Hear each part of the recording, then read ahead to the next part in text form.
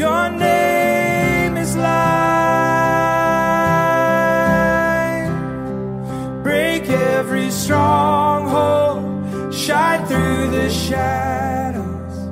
Burn like a fire.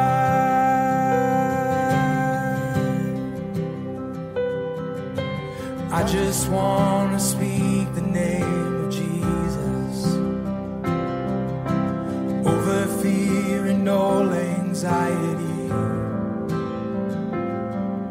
To every soul held captive by depression, I speak Jesus. Your name is power. Your name is healing. Your name is light. Break every stronghold. Shine through the shadows. Burn like a fire.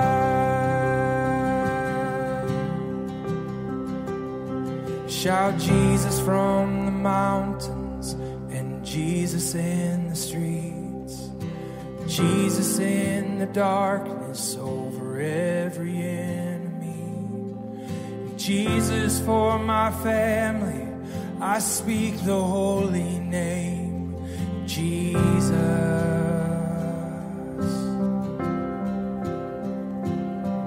Shout Jesus from the mountains and Jesus in the streets. Jesus in the darkness over every enemy. And Jesus for my family, I speak the holy name, Jesus.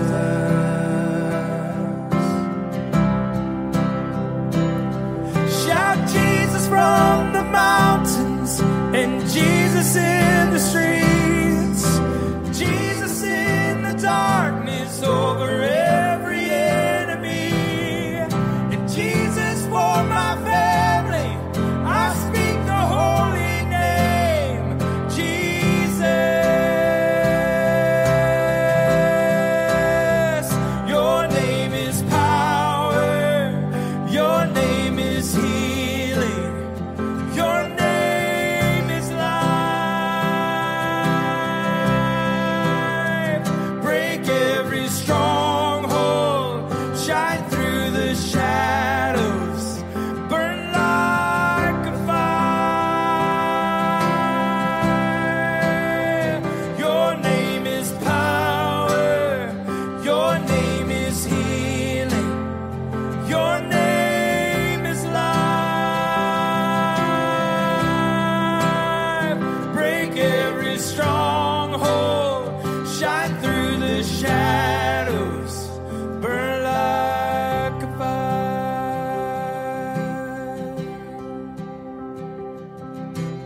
I just want to speak the name of Jesus over every heart and every mind.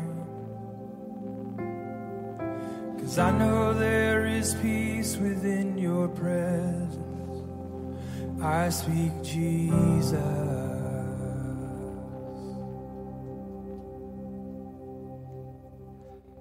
I Speak Jesus, voilà, c'était Herbalions. Eh bien, on va pouvoir reprendre, hein, Martinette. Oui. Ben oui. On va d'abord revoir la question de Peutro de l'Éternel. Peutro de l'Éternel, donc la question. Et puis on va voir également ce que les twittos ont répondu à la question. Alors, la question. Après leur chute des feuilles de quel arbre, après leur chute donc d'Adam et Ève, pas la chute des feuilles, oui, qu'elle est bizarrement.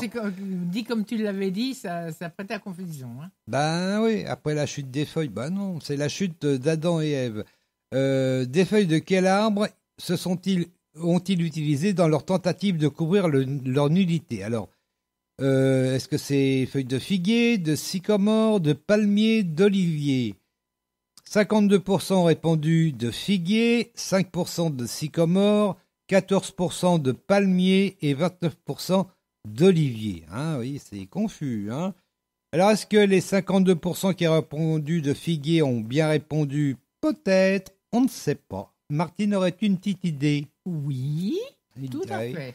Et moi, j'ai été étonné dans la question parce que c'est vrai que souvent, on représente Adam et Ève avec une feuille de vigne. Oui, Hein? oui. Bon, C'était ma première idée. Ouais, c'est pourtant bon, c'est pas dans les propositions de réponse. Bon, c'est vrai que c'est sans doute une tradition culturelle plutôt catholique d'ailleurs, je pense, de montrer Adam et Ève avec une feuille de vigne. Mais bon. Et puis, est-ce que c'est bien dessiné? Est-ce qu'on regarde bien aussi? Parce que l'on dit feuille de vigne, mais bon, Oui. peut-être que non. Alors voilà, bah là donc on va rétablir un petit peu la situation. Est-ce que c'est donc une feuille de figuier, sycomore, palmier ou olivier? On saura ça à la fin de l'émission. Et puis tout de suite, bah alors il n'y a pas beaucoup de questions, donc il faut que j'y aille mollo quand même. Oh ça déjà, va, non. tu sais, On il est- est 30, Ouais. 36. Ouais, de toute façon on est dans les temps, donc ça devrait, je pense, aller. Alors la 6e question, où Jean baptisait? Où est-ce que Jean baptisait? Voilà, comme ça c'est mieux. Où est-ce que Jean baptisait? Est-ce que c'est à Bagnas, à Ounine ou à Hénon? Oh ben, c'est des noms bizarres. Hein. Où est-ce que Jean baptisait? À Bagnas, à Ounin ou à Hénon? Allez, on va mettre 10 secondes.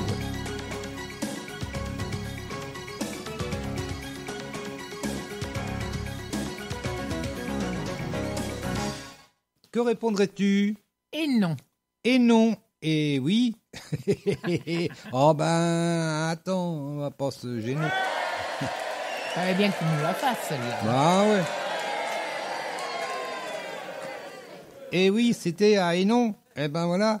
On va dire ça, c'est au verset 23. Donc on va dire 22 et 23 si mes souvenirs sont bons. Alors, après cela, Jésus se rendit en Judée avec ses disciples. Il y resta quelque temps avec eux et y baptisait. Jean, de son côté, baptisait à Hénon, près de Salim. Il y avait là beaucoup d'eau et de nombreuses personnes y venaient pour être baptisées. Voilà. Ben, je m'arrête là. On va poser la question suivante. C'est la 7e question. De quoi parlaient les disciples de Jean? De quoi parlaient les disciples de Jean? De résurrection, de purification ou de crucifixion? Oh bah, il y en a Dion. De quoi parlaient les disciples de Jean? De résurrection, de purification ou de crucifixion? Eh ben, on va se mettre 10 secondes. Hein.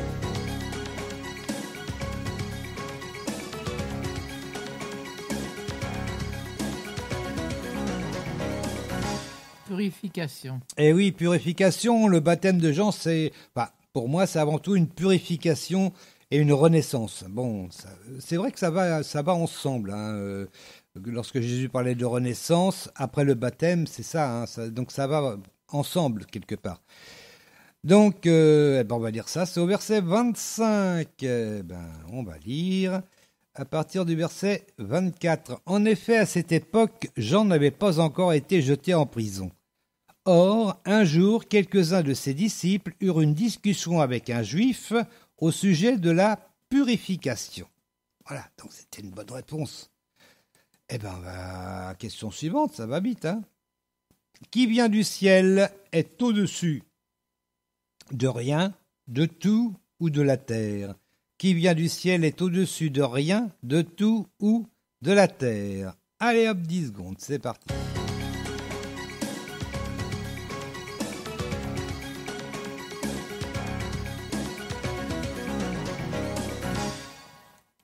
Tu dirais donc, Martinette, Qui vient du ciel est au-dessus de tout. est au-dessus de tout. Bravo.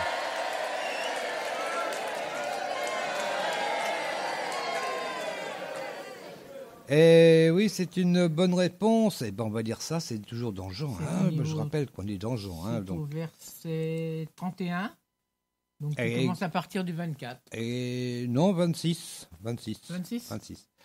Alors, ils allèrent trouver Jean et lui dire « Maître, tu te souviens de cet homme qui était avec toi de l'autre côté du Jourdain et pour qui tu as témoigné? Eh bien, le voilà qui baptise à son tour, et tout le monde se rend auprès de lui. » Jean répondit « Nul ne peut s'attribuer une autre mission que celle qu'il a reçue de Dieu. » C'est vrai que c'est important ce verset, hein. Il y en a beaucoup qui veulent en faire trop. Si Dieu vous donne une mission, il vous en donne une. Après, il peut vous en donner une deuxième, c'est pas le problème. Mais attention à ce que ce ne soit pas vous qui vous attribuiez cette mission. Hein, c'est juste une petite précision comme ça. Voilà, nul ne peut s'attribuer une autre mission que celle qu'il a reçue de Dieu.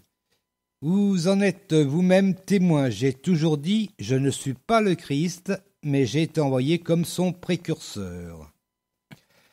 À qui appartient la mariée ? Au marié. Quant à l'ami du marié, c'est celui qui se tient à côté de lui et qui l'écoute. Entendre sa voix le remplit de joie. Telle est ma joie, et à présent, elle est complète. Je lis jusqu'à où ? Je suis perdu, là. Jusqu'au 31. 31, ah oui, quand même. Alors, on va continuer. Lui doit devenir de plus en plus grand, et moi de plus en plus petit. Qui vient du ciel est au-dessus de tout. Qui est de la terre reste lié à la terre, et parle des choses terrestres. Celui qui vient du ciel est au-dessus de tout. Voilà, c'est répété, hein. Celui qui vient du ciel est au-dessus de tout. Voilà. Répété 3 fois d'ailleurs. Hein. Ouais. Si tu ne comprends pas, c'est que tu ne veux pas comprendre. Ah, c'est clair. Alors, on va faire la question suivante. Dieu donne son esprit à Jésus avec parcimonie, avec joie ou sans restriction. Dieu donne son esprit à Jésus avec parcimonie, avec joie ou sans restriction. Eh ben, on se met 10 secondes. Ah, bah, oui.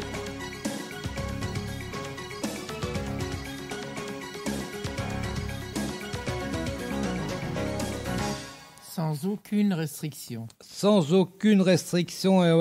Pour moi, c'est important, cette sans restriction. Je vais essayer de vous dire pourquoi après. Je vais essayer. C'est pas sûr. On va reprendre. Donc, j'ai dit 34. On en est au 32. Il témoigne de ce qu'il a lui-même vu et entendu. Mais personne ne prend son témoignage au sérieux. Celui qui accepte son témoignage certifie que Dieu dit la vérité. En effet, l'envoyé de Dieu dit les paroles même de Dieu, car Dieu lui donne son esprit sans aucune restriction. Et moi, c'est vrai que ce terme de sans restriction, ça m'a fait penser au mot fusion.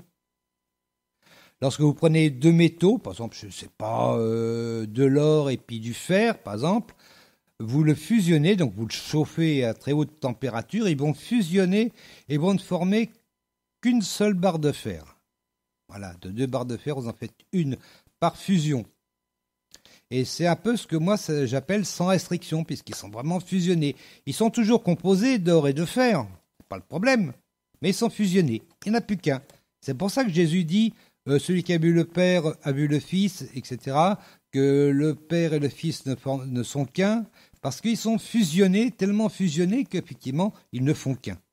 Voilà. Mais ça ne va pas durer. Pour moi, ça ne dure pas. Et au jardin de Gethsémane, leurs esprits vont défusionner. Et je crois que c'est ce qui a été le plus dur pour Jésus, à mon avis. Mais bon, ça c'est encore mon avis aussi, tout ça. Bon, ça vaut ce que ça vaut. Eh ben, je crois qu'il n'y a plus de questions. Si, il y a encore une question. Hein, oui. Alors. Celui qui ne met pas sa confiance en Jésus est sous le coup de la colère de Satan, sous le coup de la colère de Dieu ou sous le coup de la colère de Jésus. Oh. Celui qui ne met pas sa confiance en Jésus est sous le coup de la colère de Satan, de Dieu ou de Jésus. Eh ben, on va mettre 10 secondes.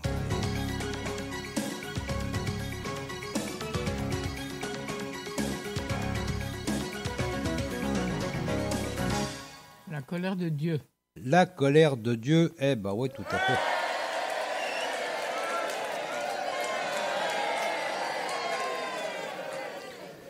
Eh ben oui, on va lire ça, donc on va lire la fin de toute façon. Hein, verset 35. Le Père aime le Fils et lui a donné plein pouvoir sur toutes choses. Qui place sa confiance dans le Fils possède la vie éternelle. Qui ne met pas sa confiance dans le Fils ne connaît pas la vie. Il reste sous le coup de la colère de Dieu. Voilà. Eh ben voilà, ça termine le chapitre 3 de Jean, de l'évangile de Jean. Et puis, on va faire une petite pause musicale. Je regarde un petit peu le temps qui passe. C'est bon, on va y arriver. Et on va écouter donc ce deuxième chant qui vient de Gospel Heritage 2. Ça doit dire en anglais Gospel Heritage 2. Hein, et le titre,